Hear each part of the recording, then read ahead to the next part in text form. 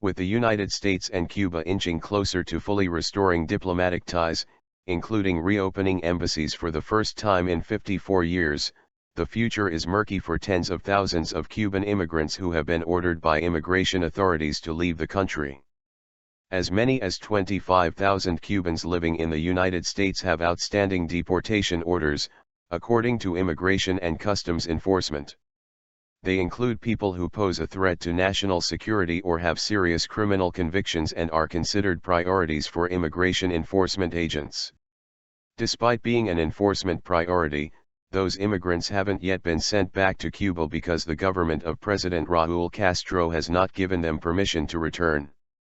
It's unclear whether the Cuban government's position will change. Ceci, a 50-year-old grandmother who moved to Miami with her family when she was 4, is one of those waiting and wondering what the future holds. As a teenager in the 1980s, Ceci married a man involved in South Florida's booming cocaine trade. By the middle of the decade she'd become involved in the business herself and eventually served 2.5 years in prison, cutting ties to her brief life of crime in 1989. Though she served her debt to society for the drug conviction, what she didn't know at the time was that her criminal record would prompt immigration authorities to issue a deportation order in 2000. "I was young, stupid. It's hurting me," said Ceci, who spoke to the Associated Press on the condition that she only be identified by her nickname because of her pending deportation order. "It's coming back now, a lot. For decades deportation to Cuba has been complicated by the lack of diplomatic ties and the Cuban government's decision not to provide travel documents for most immigrants facing deportation. A 1984 repatriation agreement includes a list of 2,746 people who had come to the U.S. in 1980 as part of the Mariel boat lift who should be deported. The mass migration from Cuba to Florida started when then-President Fidel Castro announced he would allow anyone who wanted to leave the communist island nation. An estimated 125,000 Cubans made the perilous trip between April and October 1980.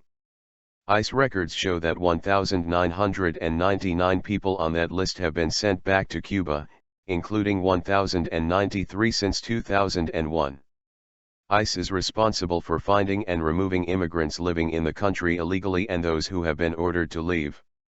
More than 35,000 Cubans have outstanding deportation orders, and as of the end of March, more than 2,300 other Cubans have open cases pending in U.S. Immigration Court.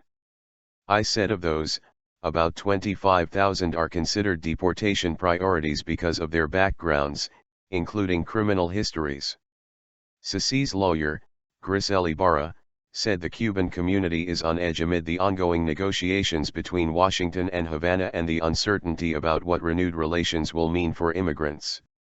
"Everybody in Miami right now is shaking like a leaf," Ibarra said. "People are really worried. The Americans and the Cubans are not in bed together, but they already have the room. It's happening." Ibarra said she represents several clients who could face deportation, including Elias, a 71-year-old retiree whose deportation was ordered in 1991. Like Ceci, Elias agreed to speak about his immigration case only on the condition that his full name not published.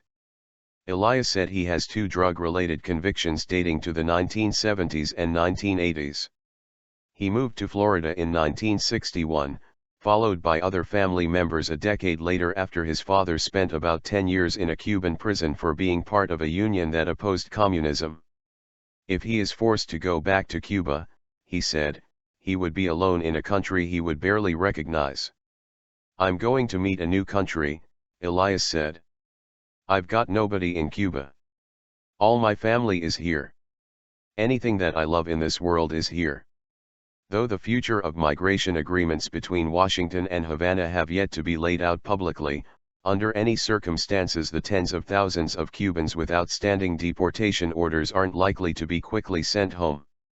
That's because ICE already struggles to find and deport immigrants living in the United States.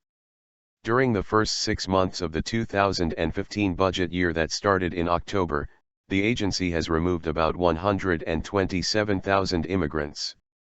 If that pace holds, ICE will deport the fewest immigrants since the middle of President George W. Bush's second term in 2006.